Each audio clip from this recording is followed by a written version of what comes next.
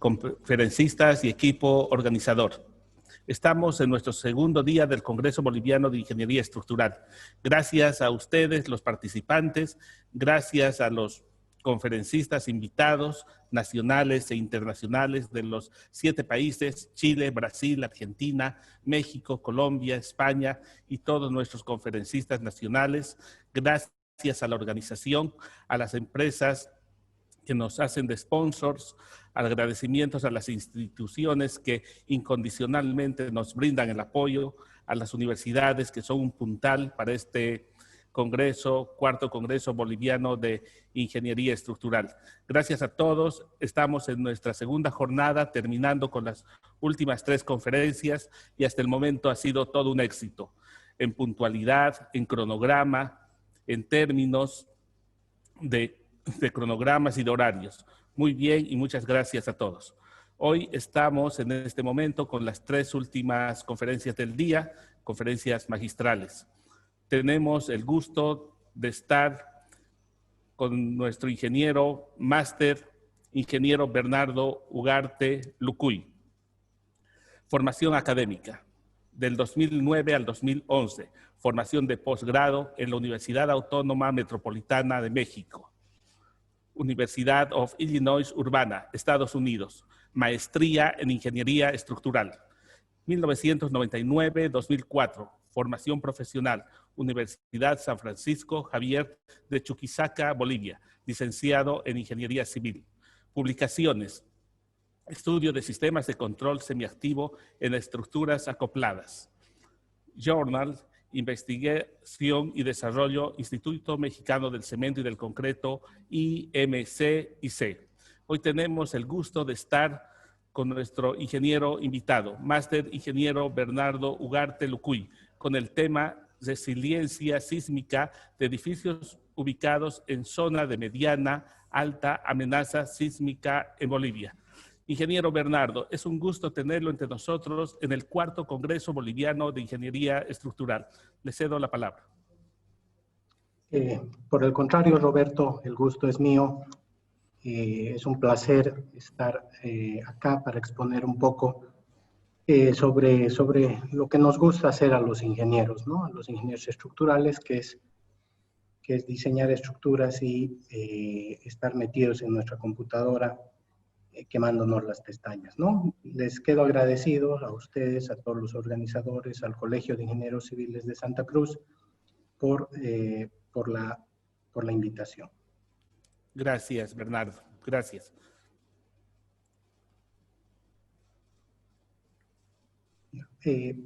Bueno, ya puedo comenzar, ¿no? Sí, puede ya compartir la pantalla. Estamos atentos a su exposición. En el ritmo de la conferencia, nosotros tenemos 45 minutos de exposición y después tenemos unos 10 minutos de preguntas. Todos Perfecto. los que quieran hacer preguntas, vayan escribiendo en el chat. Nosotros vamos apuntando y al final vamos a darle y vamos a intercambiar experiencias con las preguntas, ingeniero Bernardo. Perfecto. ¿Se puede ver la pantalla, ¿no? No, en este momento no la veo todavía la pantalla. A ver. Ok, ¿ahora? Ahora sí, perfecto. Ok, de acuerdo. Entonces, vamos a empezar con la exposición. En realidad, el tema que voy a tocar es resiliencia sísmica de edificios ubicados en zonas de mediana y alta amenaza sísmica de Bolivia, ¿ya? Bueno, un poquito la palabra resiliencia es una palabra que está de moda en la comunidad ingenieril, especialmente estructural, que básicamente la voy a definir en una de las diapositivas, pero que básicamente nos llama la atención y nos dice si estamos preparados, si en la actualidad para tener eventos extraordinarios como un sismo, ¿ya? Entonces vamos a empezar, he visto que hay muchos estudiantes, entonces vamos a empezar un poquito el background y explicar de dónde vienen los sismos, ¿ya? Como ustedes saben, se producen sismos en las costas, ¿no? Esto debido a que la corteza terrestre está formada por placas. Uno de los primeros mapas, Bolivia no está considerado dentro de una zona sísmica, eso por lo menos lo sabíamos hasta hace unos 20 años. Sin embargo, los mapas de amenaza sísmica de Sudamérica ya empezaron a poner puntitos rojos, como los ven acá en los mapas, en las zonas cercanas a nuestro país, ¿ya? Entonces, de acuerdo a estos mapas, que, bueno, si ustedes se dan cuenta, es un mapa de amenaza sísmica de 1985, Bolivia no tiene unos puntos muy complicados. Sin embargo, no debemos subestimar los efectos sísmicos. Si nosotros nos ponemos a revisar los eventos sucedidos en los últimos 60 años, podemos ver los siguientes registros de sismos, ¿no? En 1957 existió un sismo de magnitud 6 en Postre del Valle, Santa Cruz, de intensidad 7, ¿no? En 1986, un sismo de tipo cortical, de profundidad 6.9, de magnitud 5.9 en Villa Tunari, otro en Valle Grande de 5 de magnitud, en la escala de Richter, a una profundidad de 13, en Rurrenabaque, un sismo profundo de 600 a 650 metros de profundidad, de una magnitud de 8, ¿no? Este sismo fue sentido en otros continentes y en La Paz, en 1994, se sintieron en algunos edificios, ¿ya? Uno de los más importantes, que es el de Aquile de 1998, que es un sismo de magnitud de 6.6, de profundidad 11, que tuvo una intensidad de 7, ¿no? Es decir, provocó muchos daños, como se ve en la figura. Uno de los últimos y más fuertes que se sintió especialmente en Santa Cruz y Cochabamba es el sismo de Valle Grande, de Postre del Valle, de magnitud 5.3, el año 2018. Entonces, si nosotros vemos esta lista, en realidad nos podemos dar cuenta que en Bolivia sí existen sismos y de magnitud importante, ¿no? Y aquí nos llama algo la atención, ¿ya? Si ustedes ven, la mayoría de los sismos aquí expuestos, los que están con verde, se encuentran entre Santa Cruz, Cochabamba y Sucre, ¿ya? Entonces, no es una casualidad, van a ver por qué. Estos sismos verdes marcados en la figura son de tipo cortical, que quiere decir superficiales, que son muy difíciles de predecir e identificar el lugar exacto donde se puede dar el evento, ¿ya? Entonces, para explicar un poquito cómo suceden los sismos, la corteza terrestre está formada por placas, ¿ya? Estas placas están en constante movimiento, ¿ya? Entonces, eso quiere decir que se chocan unas a otras. En el sector de Sudamérica existe el choque de la placa sudamericana y la placa de Nazca, justamente en la costa del Pacífico. Esta zona se llama de subducción y la placa de Nazca se ve introduciendo por debajo de la placa sudamericana a una razón de 80 milímetros por año, ¿ya? Esta es la razón principal de la ocurrencia de terremotos en esta zona. Esta zona está identificada y nosotros podemos saber en qué lugares pueden suceder los sismos. Lo que no podemos saber es cuándo, ¿ya?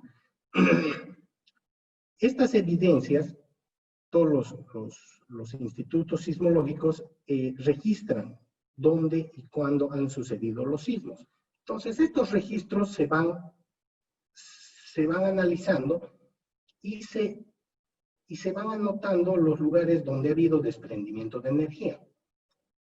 Donde no ha existido desprendimiento de energía, quiere decir que es una brecha donde nosotros podemos esperar un sismo. Entonces, si ustedes ven, aquí hay varios lugares donde no se han producido sismos. Hay sismos, por ejemplo, aquí está el de Valdivia de 1960. Entonces, existen lugares donde nosotros esperamos que puedan suceder los sismos, ¿ya? Entonces, estos lugares donde no se produjeron sismos se llaman lagunas sísmicas, ¿ya? En Bolivia, estos sismos, esta zona de subducción en la costa de Chile, provocan sismos profundos en nuestro territorio, que generalmente no los sentimos, ¿ya? Los geólogos dicen que la placa de Nazca ha sido el empuje de la placa de Nazca a través de los años, millones de años, ha sido el que ha producido estas deformaciones que son las cordilleras, ¿no? Que están en nuestro país. Entonces, es muy debatible esto, pero es muy creíble también por cómo se ve, ¿no? Estas líneas rosadas representan la profundidad de la placa de Nazca en kilómetros, ¿no? Entonces, se ve muy racional que la placa de abajo vaya empujando a la de arriba. Entonces, estos sismos que se producen en Chile, por ser lejanos, se atenúan, ¿ya? Por eso es que son poco perceptibles. Además del movimiento de esta placa de Nazca, se producen sismos intraplaca de tipo cortical, que son los que se producen en la parte superior, ¿ya? Estos sismos son los que son difíciles de predecir y son los que nos preocupan en la actualidad, ¿ya? Entonces, al igual que en la zona de subducción, que es una falla muy grande entre placas continentales, Bolivia está formada por diferentes placas, por diferentes fallas, ¿ya? Hay diferentes mapas de estos y estas fallas son potenciales, lugares potenciales donde se puede producir un sismo, ¿ya? El Observatorio San Calixto, el 2019, ha presentado una guía muy interesante y muy completa donde divide Bolivia en diferentes zonas de acuerdo a la geología, ¿ya? En la cual ya toma en cuenta la presencia de todas estas fallas, ¿ya? Si ustedes ven acá, en el lado de Santa Cruz se encuentra la falla de Mandilla-Pecuá, que es la más conocida y una de las más estudiadas actualmente, ¿ya? Sin embargo, aquí estamos hablando de 11 fallas. Sin embargo, si nosotros vemos un poquito más detalladamente, existen muchas fallas, ¿no? Estas fallas, que son fracturas de la corteza terrestre, a través de los cuales se mueven las placas superficiales, pueden ser fallas activas, ¿ya? Nosotros no sabemos eso. Estas fallas activas son las que están asociadas a la probabilidad de generar sismos, ¿ya? Entonces, si ustedes ven, nosotros tendríamos que estudiar todas estas fallas para tener una certeza de cuáles son activas y saber dónde se pueden presentar los sismos, ¿ya? Actualmente el Observatorio San Calixto, en conjunto con otras instituciones, están estudiando estas fallas, ¿ya? Para saber la posible acumulación de energía y el posible sismo que puedan producir. Pero, sin embargo, existe todavía mucho trabajo por hacer, ¿ya? Como ustedes lo ven, hay muchas fallas, ¿no? Entonces, el sector del centro que les estoy mostrando es un sector bastante complicado. Existen muchas fallas y se denomina la zona del boomerang, ¿ya? Que está ampliado acá entre Cochabamba, Santa Cruz y Sucre, ¿ya? También llamada el Codo. Entonces, en base a esos estudios realizados, el Observatorio San Calixto el año pasado, el 2019, presenta un documento muy completo, unos estudios que han durado aproximadamente 8 años, presentan el mapa probabilístico de amenaza sísmica, ¿ya? Entonces, lo interesante de este mapa con respecto a los mapas predecesores de es que se han introducido varias variables, ¿ya? Bueno, uno, el análisis probabilístico, que presenta dos mapas, uno con periodos de retorno de 475 años y uno de 2475 años, ¿ya? Los estudios también están basados en que puede existir la probabilidad de exceder el 10% de estas aceleraciones en estos periodos, ¿no? Se utilizaron catálogos internacionales y nacionales para la zonificación sísmica, ¿ya? Se actualizaron estos catálogos, ¿ya? Se incluyó el análisis en el análisis la presencia de las fallas geológicas, lo que les mostré anteriormente. Entonces, esto es muy importante porque antes los mapas no se basaron en ese análisis, ¿ya? Y las ecuaciones de atenuación consideradas fueron las más adecuadas para nuestra realidad sísmica, sin embargo, con algunas cuestionantes, obviamente, ¿no?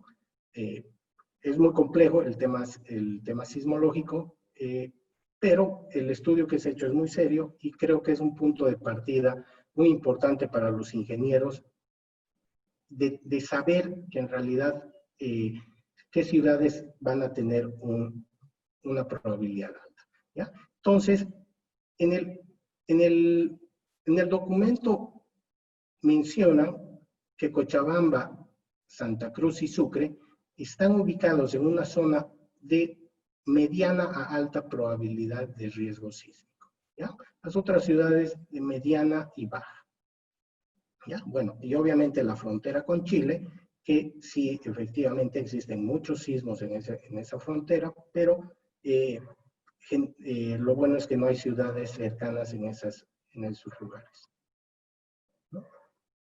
Entonces, quiero tocar un punto muy importante que va a ser muy lógico para todos nosotros, no es necesario ser especialistas, ¿ya? Y la preocupación radica en los efectos de sitio que puedan suceder, ¿ya? ¿A qué llamamos un efecto de sitio? A la probabilidad de que las ondas sísmicas se amplifiquen, ¿ya? Entonces, en general, si un sismo se produce en Chile, supongamos que el hipocentro es en Chile, las ondas sísmicas se van atenuando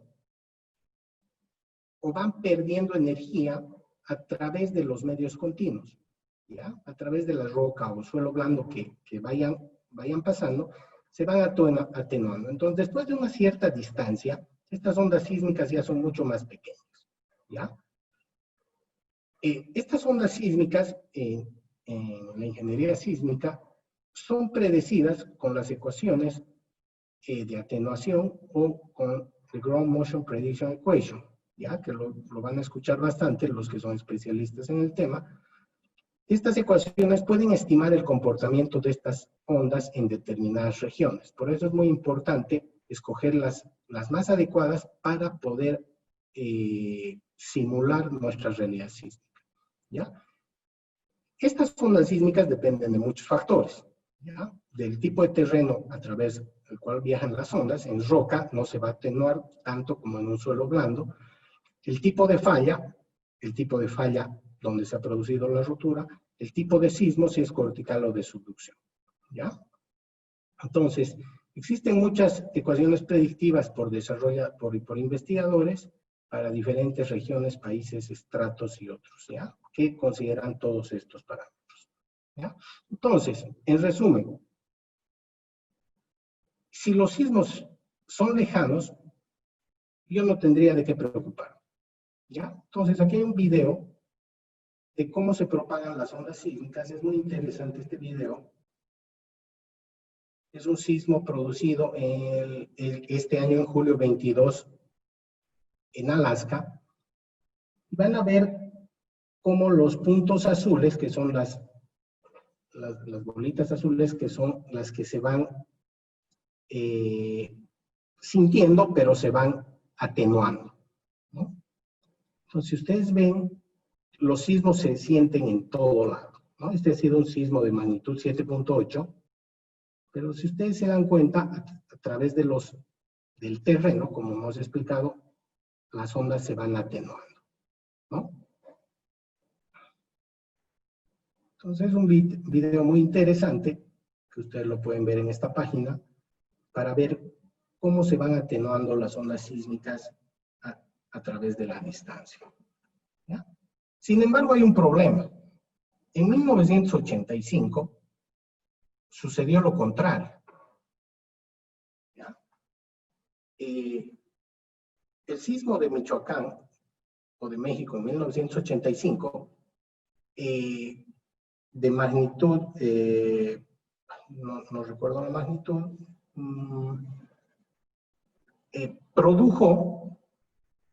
produjo aceleraciones en la Ciudad de México mucho mayores a los lugares cercanos al epicentro, ¿ya? Entonces, esto es completamente diferente a lo que les he explicado anteriormente, ¿no? ¿Pero por qué? Entonces, ese sismo fue especial porque las ecuaciones de atenuación utilizadas por los científicos allá, que era la de Campbell de 1981, no fueron coherentes con los registros obtenidos. Es decir, las ondas sí se fueron disipando hasta la Ciudad de México y ahí se fueron amplificando, ¿ya? Se produjeron aceleraciones a 400 kilómetros iguales de amplitud registradas en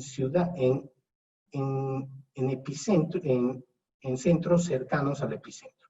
Y aquí están más o menos las distancias y las aceleraciones presentadas. Por ejemplo, la estación de Caleta de Campos, a 20 kilómetros del epicentro del evento, registró una aceleración de 150 o 0.20 de G. Sin embargo, a 400 kilómetros, en la Secretaría de Comunicaciones o la estación SCT, a 400 kilómetros de distancia en la ciudad, se produjo una aceleración de 0.20. Entonces, ¿qué sucedió? Miren, aquí hay una figurita que las ondas se fueron amplificando. Entonces, ¿qué sucedió? Las características de suelo de la Ciudad de México son muy especiales, ¿ya? Es un terreno blando, altamente compresible, en estratos de 30 a 40 metros. Las velocidades de onda de corte son de 80 metros por segundo aproximadamente, y los periodos de terreno son aproximadamente de 2 a 2.5 segundos. Si lo quieren ver, las frecuencias de 0 a 5. Entonces, bueno, si alguno de ustedes conoce México, allá se sienten el paso de los camiones, es decir, la vibración es muy evidente en todo lugar, ¿ya? Entonces el terreno es muy malo. Entonces, debido a esto, las ondas sísmicas produjeron una amplificación de ondas en la zona del lago. Entonces, hasta ese entonces no se sabía que las ondas sísmicas se podían amplificar. Entonces, es algo que tenemos que tener mucho cuidado, porque dependiendo de nuestro tipo de suelo, nuestras ondas sísmicas se pueden amplificar, ¿ya? Entonces, es otro punto en contra que tenemos que tener mucho cuidado los ingenieros cuando evaluamos la acción sísmica, ¿ya? Entonces, ya yéndonos a las estructuras, ¿cómo afecta una acción sísmica a una estructura? ¿Ya?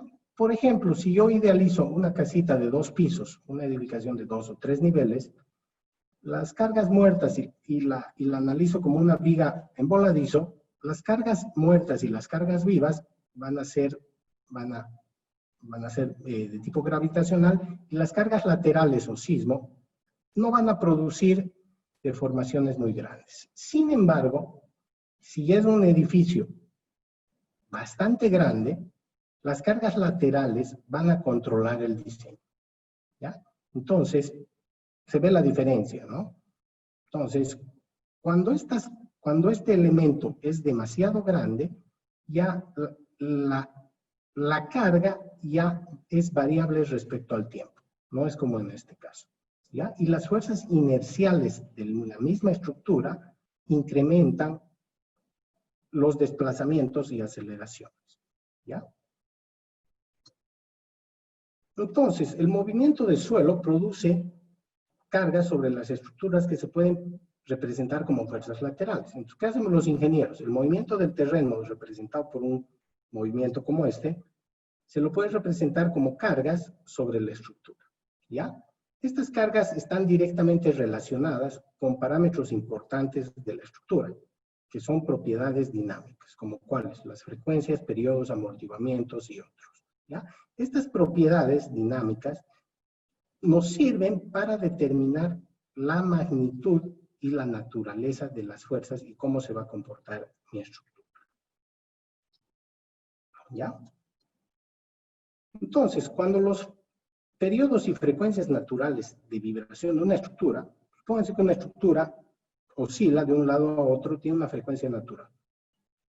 Mientras tanto, el sismo tiene un contenido de frecuencias muy amplio, ¿ya? Cuando estas frecuencias del sismo coinciden con la frecuencia de la estructura, se produce lo que se llama resonancia, ¿ya? Entonces, aquí en la grafiquita, si yo aplico una fuerza estática, ya, lo vamos a poner así, la deformación va a ser 1, pero si la naturaleza de mis cargas es dinámica, la amplificación del desplazamiento se puede dar en resonancia hasta 5 veces o 10 veces para estructuras, ¿ya? Porque las estructuras tienen amortiguamientos muy pequeños, ¿ya? Entonces hay que tener mucho cuidado con esto. Esa es la naturaleza de las cargas de sismo en las estructuras. Entonces, los reglamentos, ¿qué es lo que hacen? Los reglamentos se basan en los registros de aceleración para determinar espectros de respuesta, de diseño, para que nosotros los ingenieros vengamos con el periodo de la estructura, determinemos una aceleración y podamos calcular las fuerzas que están actuando, ¿ya? Pero también, ¿se acuerdan que los sismos tienen que ver, o las fuerzas sísmicas también tienen que ver con el suelo? También los reglamentos categorizan los espectros de diseño de acuerdo al tipo de suelo, ¿ya? Esto debido a que las aceleraciones se amplifican, como lo dijimos anteriormente, los periodos de vibración se modifican, estos periodos que yo calculé también se afectan, y pueden haber problemas de liquefacción, y en suelos de roca, pues, bueno, los categorizan desde suelos tipo roca hasta suelos blandos, ¿ya? Entonces, para los ingenieros es muy fácil venir, determinar los periodos de nuestra estructura y determinar una aceleración que va a determinar una fuerza. Entonces, ¿qué sucede cuando un evento sísmico supera los valores espectrales de diseño? ¿Ok? Bueno, esto pasa en Bolivia. Actualmente ya se cuenta con una norma de diseño sísmico aprobada. Sin embargo, antes habían varias guías y bueno, tampoco había la exigencia de cumplir ninguna. Entonces, ¿qué sucede si yo diseñaba mi estructura con un reglamento internacional que consideraba un cierto espectro, pero el evento sísmico viene y supera los valores espectrales? La estructura no fue diseñada bajo cargas sísmicas o no se consideraron aceleraciones, ¿ya? O las aceleraciones consideradas eran muy bajas. Entonces, ¿qué sucede? Yo soy el ingeniero que diseñó la estructura, me entero de que hay un sismo de 5 o 6 grados cerca de la ciudad, entonces el ingeniero estructural ojalá que haya aumentado a ceros, ¿no? En las vigas o en las columnas. Entonces está cruzando los dedos para que la estructura siga en pie, ¿no? Entonces, ¿qué sucede después de un evento sísmico?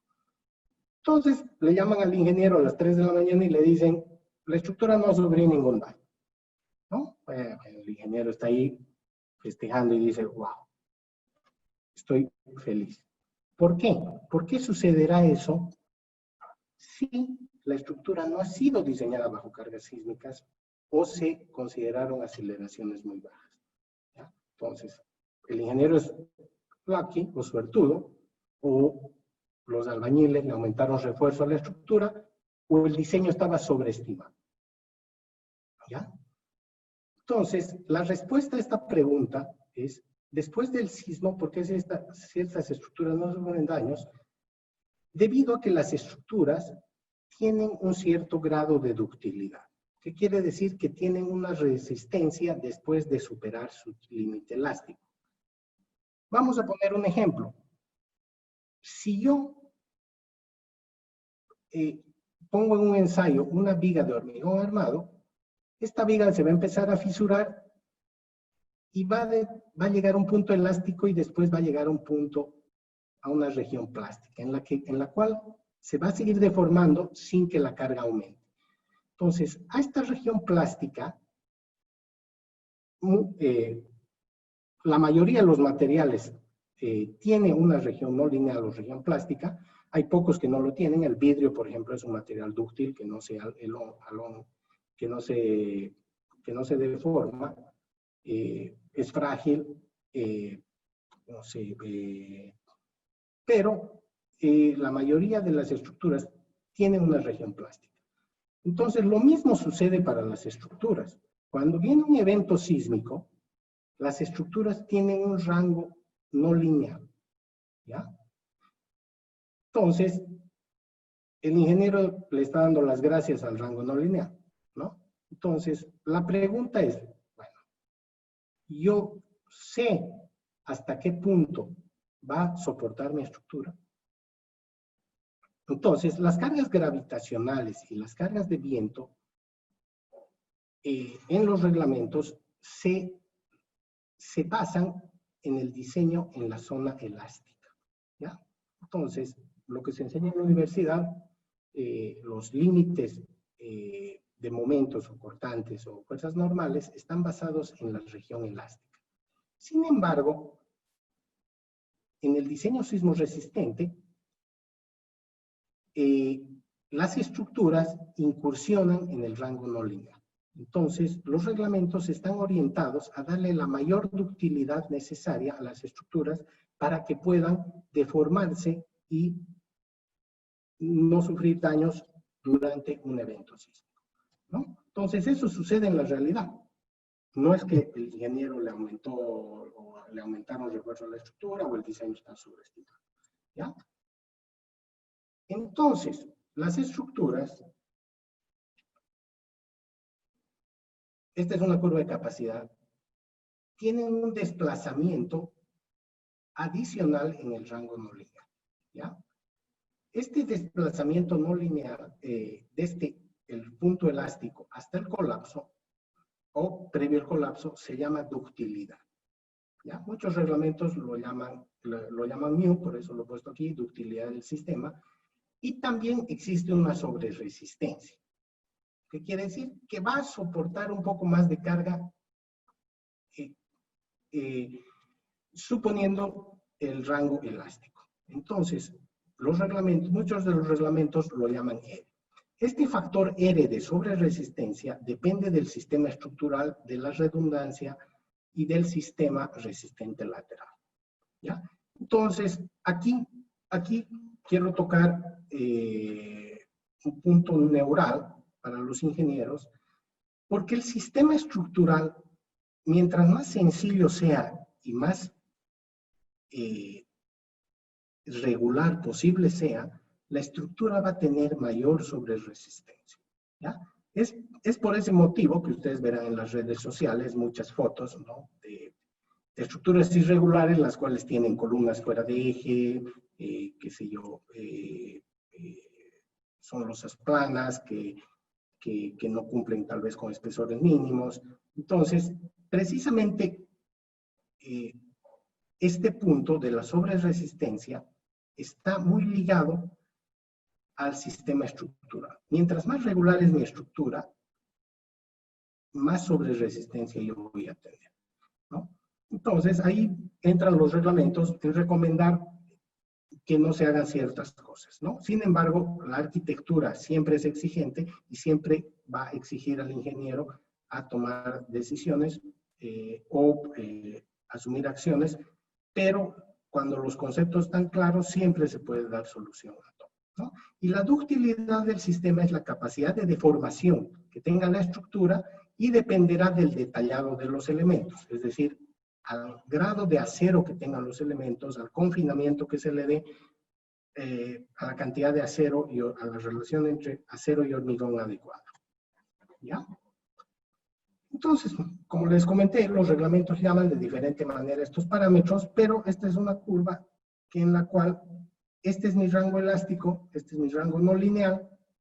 Entonces, generalmente lo que hacen los reglamentos es reducir el valor de la ordenada espectral en aceleraciones y determinar un espectro reducido. ¿Por qué? Porque yo voy a diseñar con una curva inelástica, suponiendo que mi sistema va a tener una sobreresistencia y una cierta ductilidad, ¿ya?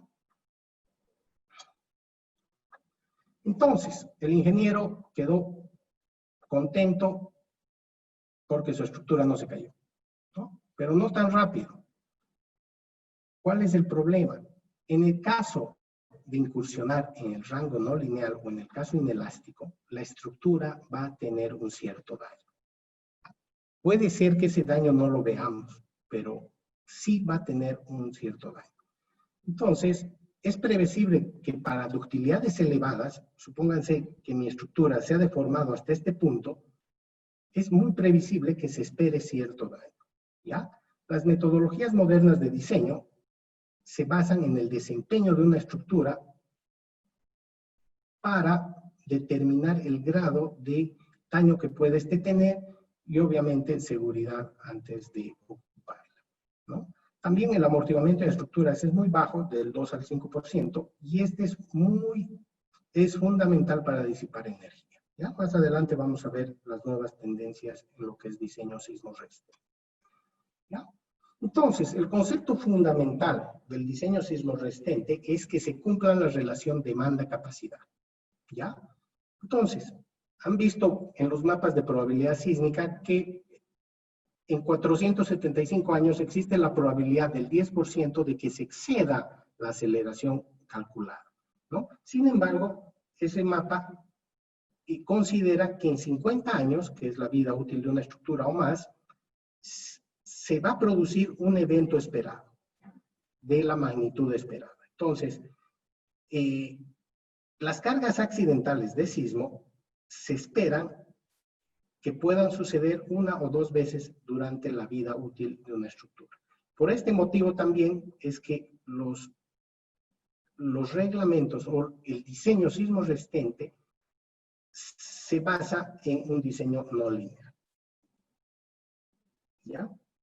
Entonces, la idea de los reglamentos es que sean completamente transparentes para eliminar las incertidumbres, ¿ya? ¿Qué quiere decir? Que el ingeniero no cruce los dedos para saber si su estructura sigue en pie, sino que sepa hasta dónde se puede deformar su estructura y hasta qué magnitud de sismo puede soportar. Entonces, ese es el reto, ¿no? Ese es el reto. De manera que el ingeniero controle y esté tranquilo en su casa y diga, bueno, ha habido un sismo, pero yo sé hasta dónde va a llegar mi estructura, ¿no? Entonces, esa es la intención, ese es el objetivo de los reglamentos y ese es el objetivo de este tipo de conferencias para que ustedes sepan dónde orientar su diseño, ¿no? Entonces, hemos hecho un caso de estudio para que, básicamente, la charla está referida a eso, que es la resiliencia sísmica, ¿no? Entonces, hemos analizado un edificio de 10 niveles, se ha hecho un análisis dinámico elástico, no quiere decir que no ha incursionado el rango no lineal, eso lo vamos a ver, ¿ya? Este es un edificio de 10 niveles ubicado en la ciudad de Santa Cruz, tiene una masa dinámica de 2.890 toneladas, tiene un área construida de 3.222 metros cuadrados. Las formas modales y factores de participación modal de la estructura son los siguientes. Tiene un periodo, quiere decir que es el ciclo que tarda la estructura en dar una oscilación, es de 1.20 segundos y es traslacional en Y y representa el 45% en la respuesta, ¿ya? El periodo 2 es translacional en X y representa un 38% de la respuesta. Tenemos un periodo rotacional que representa el 6%, que es en la forma modal 4, ¿ya? El sistema resistente lateral, que quiere decir que es el que me va a soportar los vientos y sismos, está compuesto por muros que me absorben en la dirección Y un 71.2% de la carga lateral y las columnas un 28.8%, ¿ya? En edificaciones mucho más grandes, generalmente el 90% ya está absorbido por los elementos muros o cajones o como quieran llamarlo, ¿no? Pero ese es el sistema resistente lateral. Las rigideces laterales son alrededor de 4.415 toneladas por centímetro y 3.044 toneladas por centímetro en dirección. Entonces, ¿qué es lo que hemos hecho? Hemos introducido 2 registros de aceleración que precisamente representan 2 de los sismos más importantes que han ocurrido en nuestro país, ¿ya? Uno es el sismo de Aquile, de magnitud 6.6, a una profundidad de 11 kilómetros. Se lo ha bueno, ahorita vamos a explicar, el sismo de Valle Grande del 12 de agosto del 2019 de magnitud 5.3 con una profundidad de 15.1. ¿Ya? Y ambos registros fueron, ambos registros fueron utilizados para la elaboración de los espectros de la norma o de la guía de diseño sísmico, y básicamente son los sismos que han dado más peso a la determinación del espectro sintético que se ha utilizado para el espectro de diseño, ¿no? Entonces, se han normalizado ambos registros a una aceleración de 0.22, que es la máxima aceleración esperada en la ciudad de Santa Cruz, ¿no? Como el edificio se encuentra en Santa Cruz, se ha hecho eso, y existe una probabilidad de excedencia del 10%, ¿ya? Entonces, ¿qué es lo que hemos hecho? Le hemos aplicado al edificio movimientos sísmicos en la dirección X y en la dirección Y, que son las componentes de acuerdo a la orientación del edificio, en la componente este-oeste y en la componente norte-sur del sismo, ¿ya? Hay algo importante del sismo de Aquila, ¿ya? Yo no soy especialista en señales, ni tampoco sismólogo, pero comentando esto de acuerdo a los resultados, que los voy a mostrar más adelante, este sismo de Aquila ha sido un sismo bastante raro, ¿ya? Y esa es una de las segundas preocupaciones de los especialistas, porque necesitamos más información sobre los sismos, ¿no? Necesitamos más registros. Este sismo ha sido muy raro porque tiene un contenido de frecuencias muy amplio en este sector. Además, que ha habido una réplica también muy importante a los 10 minutos, ¿no? Entonces van a ver en la respuesta lo que les estoy comentando sobre esto. Entonces se obtuvieron las respuestas del edificio, ¿ya? Entonces, estos son los desplazamientos, las velocidades y las aceleraciones en el nivel de terraza del edificio, ¿ya? Esto es para el sismo de 1998, ¿ya? Se obtuvieron desplazamientos de 15 centímetros en X y 20 centímetros en Y, ¿ya? Es decir, el edificio se movió en la parte más alta 20 centímetros, ¿ya? Con el sismo de Aquila. Se obtuvieron velocidades entre 108 y 77 centímetros por segundo. Esto no nos interesa explicar, pero este parámetro de velocidad se utiliza para el diseño de disipadores de energía, ¿ya? Es muy importante. En nuestro caso, no tanto. Y se obtuvieron aceleraciones alrededor de 0.56 y 0.52 de G, ¿ya? Ustedes me dirán, y bueno, 0.56 de G es mucho, es poco. Entonces aquí vamos a ver más o menos la percepción humana, ¿ya? Arriba de 0.05 de G, aceleraciones, ya sea hecho por un camión, por una construcción que está al lado y están haciendo pilotes, ya van a generar una incomodidad en las personas, ¿ya?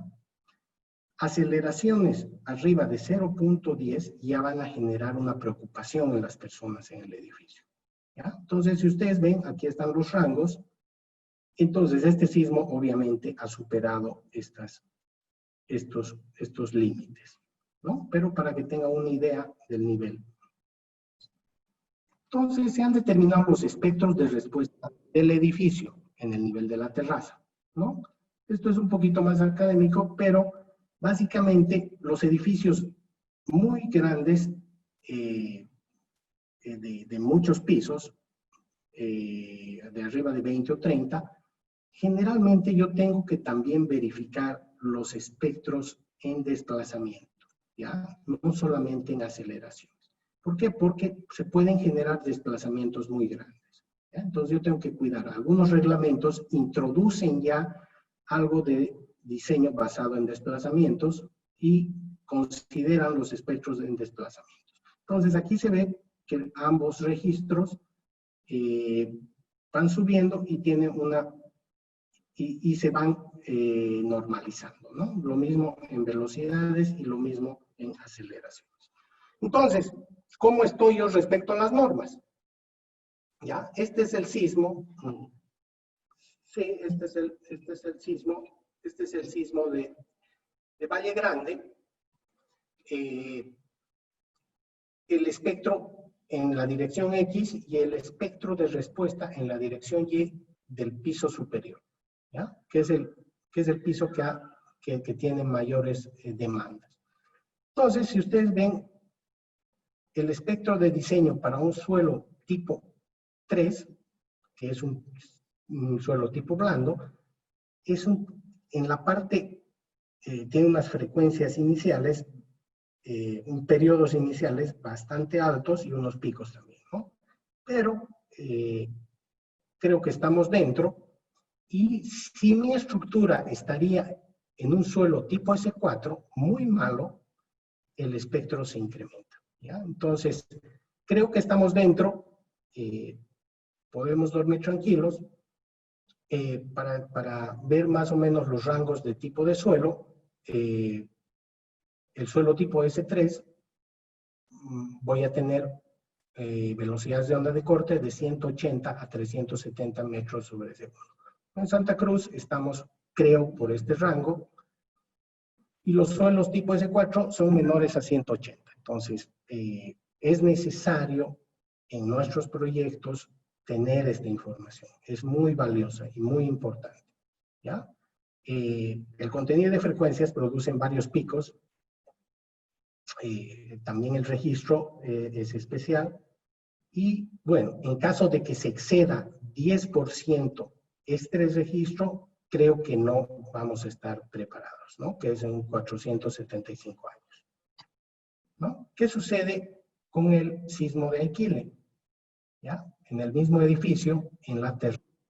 Entonces, el espectro de respuestas fue determinado, se llegaron hasta aceleraciones de 0.6 de G.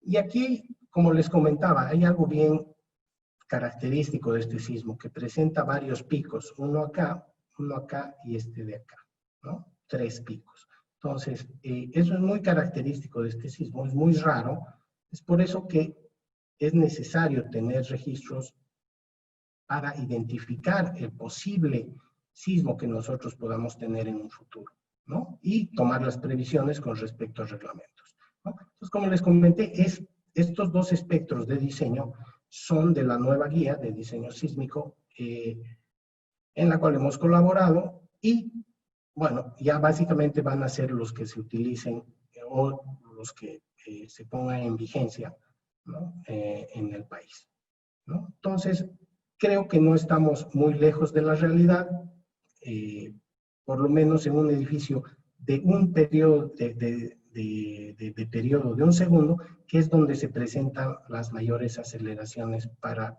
los tipos de sismo que podamos tener, ¿no? ¿Qué pasa con las deformaciones, ¿no? Entonces, bueno, yo puedo decir, ok, estoy dentro, feliz, bueno, no tan rápido, ¿no?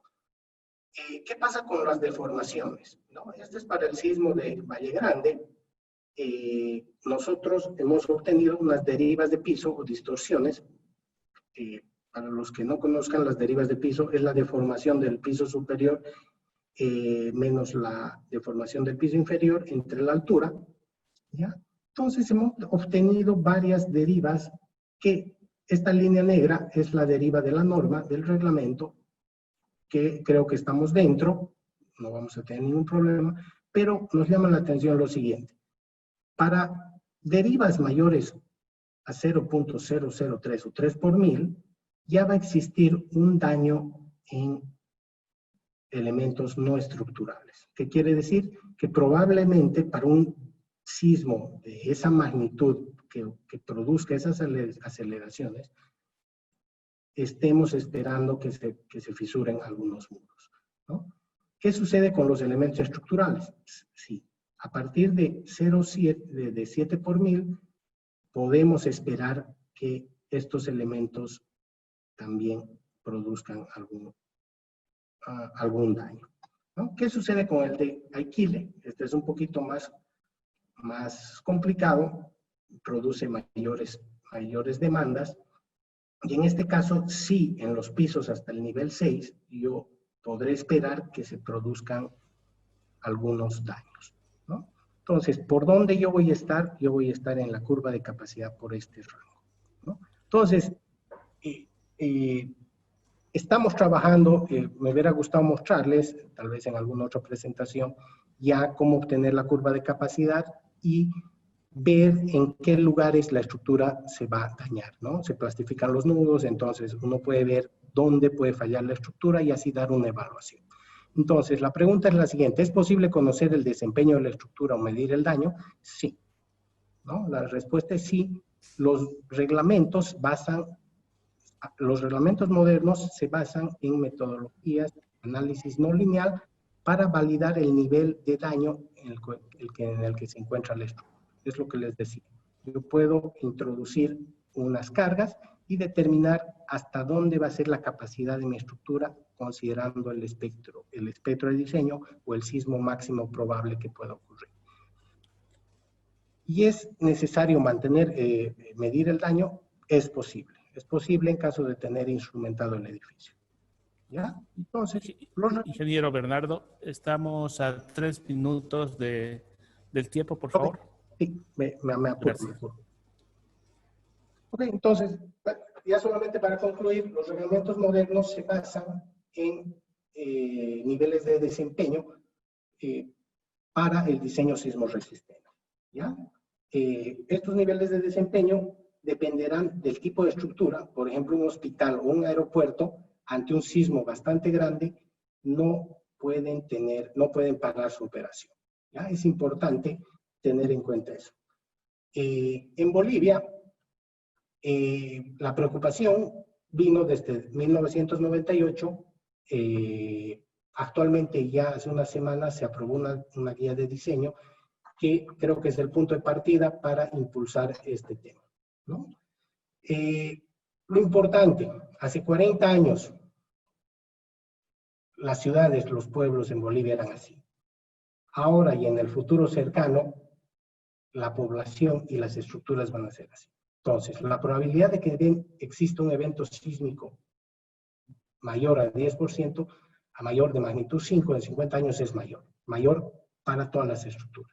Entonces, la resiliencia es la capacidad de un sistema, comunidad o sociedad potencialmente expuesto a una amenaza sísmica para adaptarse o resistir el nivel aceptable de funcionamiento. Es decir, estamos preparados.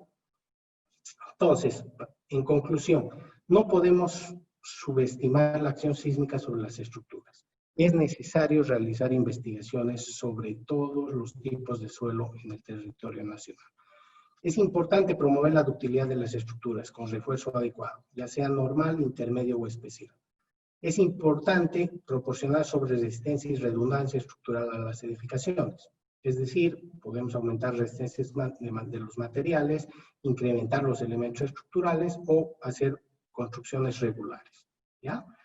Entonces, también es necesario concientizar a los propietarios de las edificaciones de la amenaza sísmica actual y los posibles daños futuros. ¿Ya?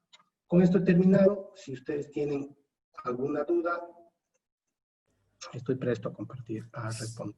Sí, ingeniero Bernardo, vamos a hacer una pregunta acá. Nos preguntan, ¿los registros de aceleración usados, dónde se puede obtener? Sí, se lo puede descargar de la página de IRIS, que es la que tiene abierta la estación de La Paz, ¿ya? Que es la única estación libre para descarga de registros sísmicos en Bolivia. Perfecto. Ingeniero Bernardo Ugarte Lucuy, máster en estructuras, con su tema resiliencia sísmica de edificios ubicados en zonas de mediana alta amenaza sísmica en Bolivia. Muchas gracias. A nombre del Cuarto Congreso Boliviano de Ingeniería Estructural, le agradecemos a nombre del Colegio de Ingenieros Civiles por su participación con su exposición, su brillante exposición.